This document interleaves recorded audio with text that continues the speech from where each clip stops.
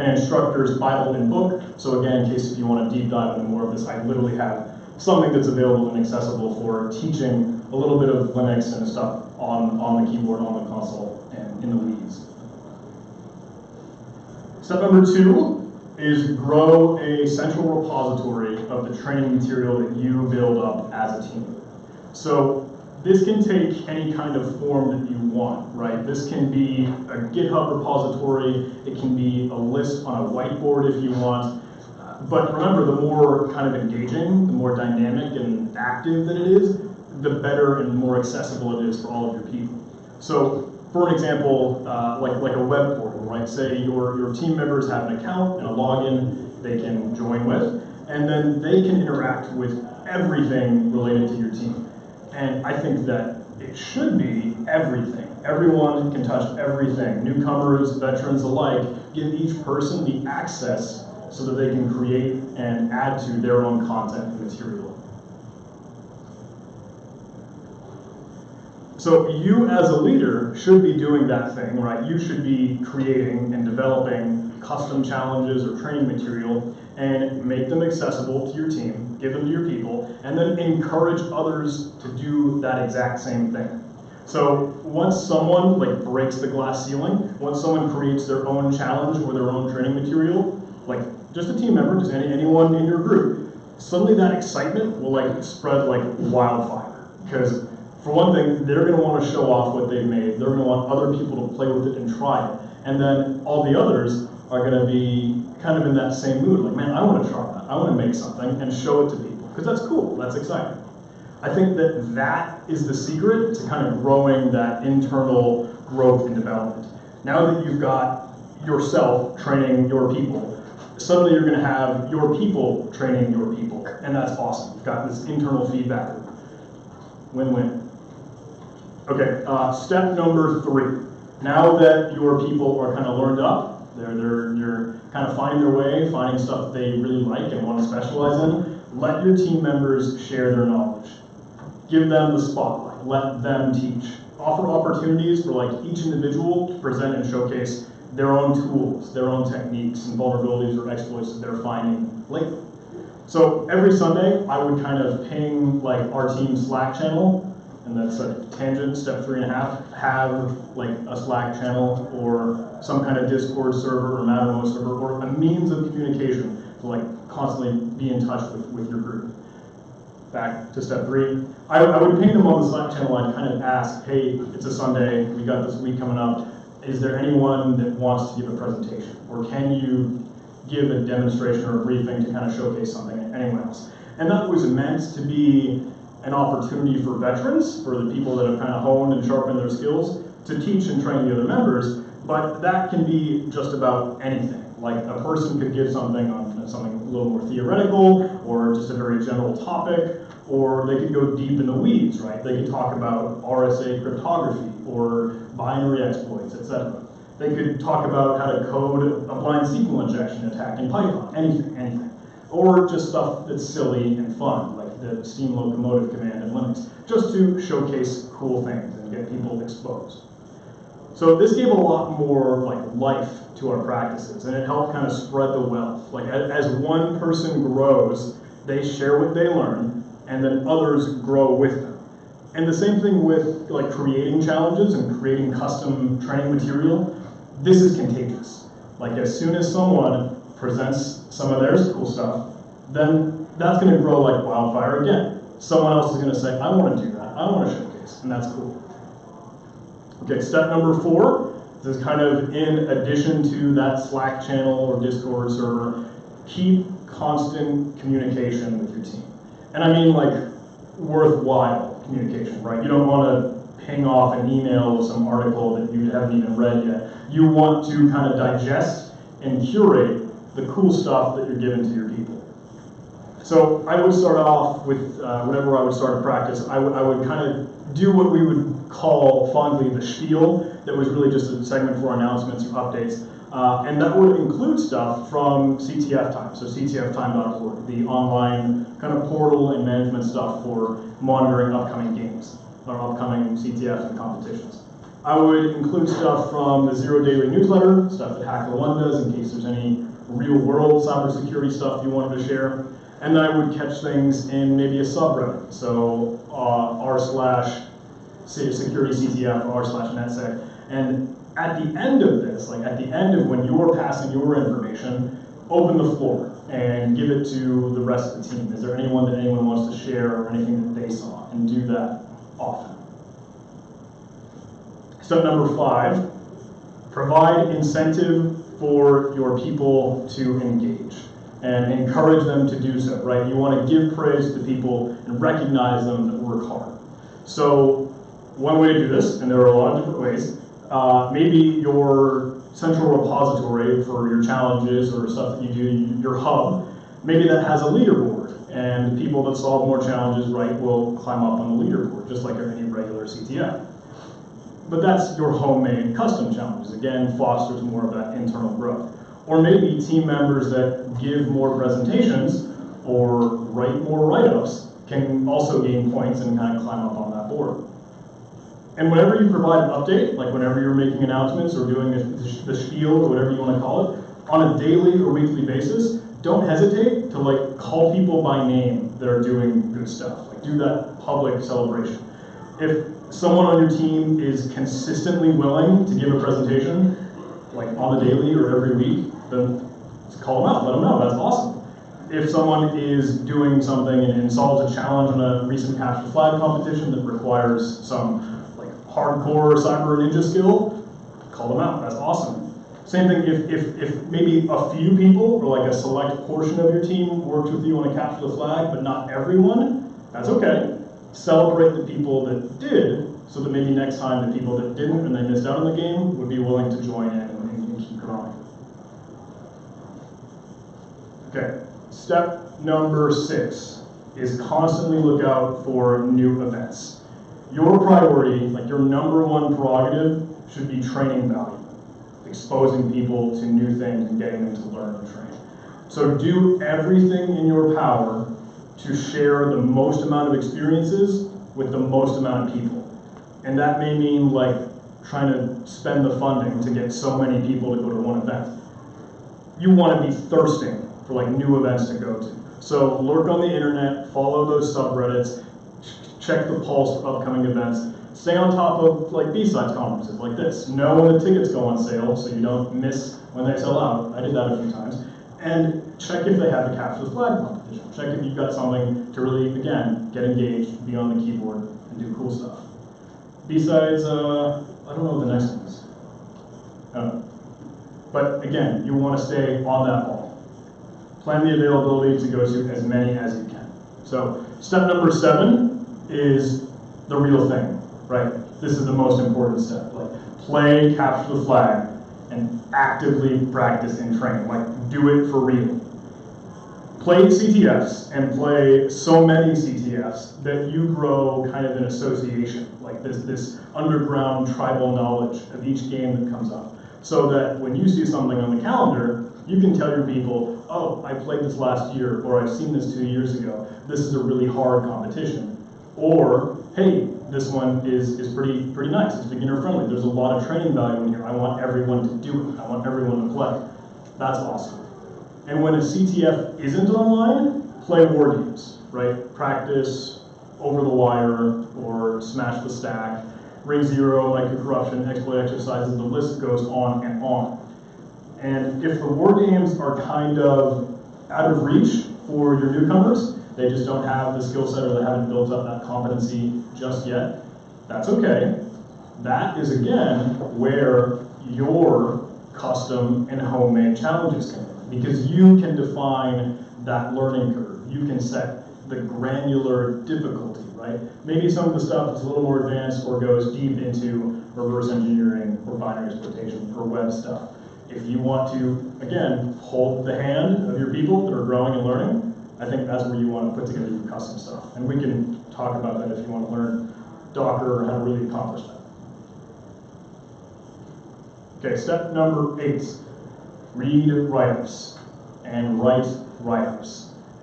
analyze your own efforts. Whenever you and your team play a capture the flag competition, keep track of what you solved and then what you didn't solve.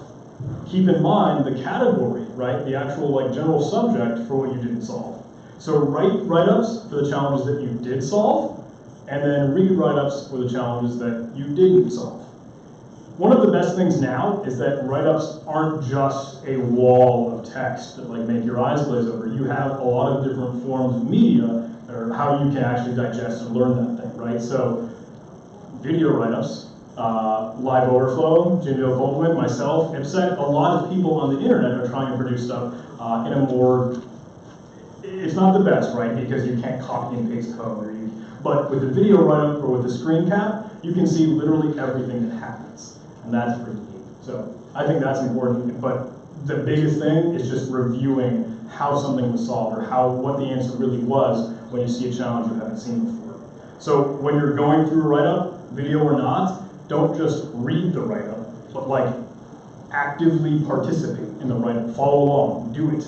Do it too.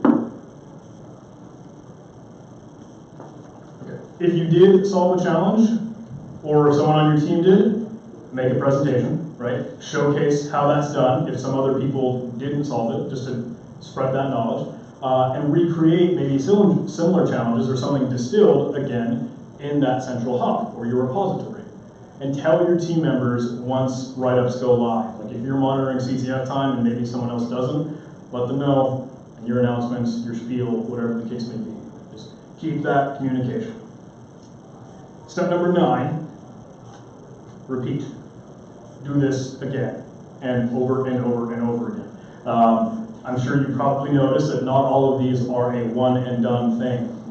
You're going to have to do this over and over again, and that builds the pulse or the heartbeat of your team, of the people that you're trying to train. Okay, step number 10, the final step, stretch your people. So this is the icing on the cake, right? A lot of these steps, when you implement them, when you do them, they inherently mark you as kind of the leader or the example that you want the team to be. But if you want to hit the next level, so once you're gone, someone can pass the torch or whatever the case may be, if you want to go all in, you have to stretch your people. You have to drag them out of their comfort zone. So walk around during practices, actively see what people are doing, make sure everyone's engaged and has something to preoccupy themselves with or is learning something. And when a competition comes up that you know has a lot of training value, hold people to it. Make sure that they play. Tell them, oh, I want people to solve 5 challenges or 10 challenges or 15 challenges. Keep pushing them to break that glass ceiling and show them the people that are succeeding or the people that are solving a lot of things so that they know who they can reach out to or who they can ping and ask for help. So one thing that we did during Easy CTF was because we wanted to improve each member individually. Sure, it's a team account, but we still want everyone to solve everything, even if someone else has already solved it, just so they keep learning. And it was as if each player was playing alone, but we're all in the same room, so you can ask for help and just hang out with your friends if you need a little bit more guidance. So something that we did was literally create a Google Doc, like a spreadsheet, and each team member would mark the challenges that they solved. This was, again, only one method or one form of how you want to keep people benchmarked and in check. But that would at least be a visual display, right? Who has done the most work? Who can help me or help someone on a specific challenge? Who needs a little more work? And it provides kind of this accountability, and I hate that word. I think feedback is a much better word. I think that kind of the check as to you can benchmark yourself with the other people in the room and you can measure what you are learning and how you're growing. That's a really cool thing, especially when it's with the people you sit beside every day on the team. So when you train, when you do these competitions, and the whole point is to do as many competitions or CTFs as you can, even if it's hard, even if you're putting your head through the fan blades and it just sucks, you still want to expose yourself to the new technologies. Whether or not you solve challenges, whether or not you actually make it up on the scoreboard where you want to be, just plugging yourself in and being in that scene is what's going to help you grow. Same thing with your teammates, same thing with everyone. So encourage that and try and foster that. Okay, so I kind of lied to you. There is no 10-step formula to build or develop a cyber team. That was just a sneaky trick to get you to come to my talk. But I think what we can kind of come to and what we can know and decide on is that if we ever do want people to improve and to grow, there's no way to encapsulate it. There's no way to like put it in a book or package it or anything. But what we can see is that it requires constant practice, for one thing, and it requires kind of a platform or a framework to monitor your progress and see how you're growing. And it also requires a means or a way to feel good about what you're learning. So the most important thing is to really just keep your people happy, but you want to keep them in the scene. Keep them excited about this stuff. Keep them learning, and because this is cool stuff. Kind of a short talk, sorry, but thank you. Hopefully that's the 10 steps. Maybe there were any enlightenment, I don't know. But do you guys have any questions for me? Yeah? How do you avoid the cliquish nature that can sometimes develop in any team, and especially in technical things where you have some people who are leaps and bounds ahead of others? Mm-hmm. How do you prevent this cliquish behavior and the lower performers or newer performers feeling like they don't contribute? Yeah, certainly. We've tried to figure out a real answer for that for a long time. I think, again, the physical space helps. If you've got more collaboratively designed desks, sit beside people that you know are new, or plug them into where they can help maybe a newcomer, or someone that is more interested in a different field, right? If someone's really into cryptography, but this other individual wants to do reverse engineering, maybe put them beside each other, see what they can share. When it comes to that clickiness of, okay, we've got an elite A team and we've got a newcomer B team, one thing that we tried was a cheesy like buddy system where you couple one person with another and just bring them up to speed, or at least sit them together for one capture the flag competition. One thing I think that is tangential to this, but is very cool, is, like you said, that struggle and hardship of trying to keep teaching your veteran players and the people that are good and have a strong skill set, while you want to actively grow your newcomers that kind of need a little bit more handholding. I think the custom challenges and the developing your own material is a good way to do that, because especially if your veteran players are still feedbacking to themselves, creating their own custom challenges. Does that kind of come close to answering your question? I think so. Okay, awesome, yeah. Just plug them in, put them beside each other. Yes? I think to his point, so on sports and teams, you're always going to have somebody that is better, somebody newer, not as skilled in whatever the sport is. Simple team building. Even if it's as dumb as, all right, listen, we're going out for pizza and beer. Let's talk about something else besides what you're just doing. Something to click just comes from, hey, listen, like, yeah, we started talking about music.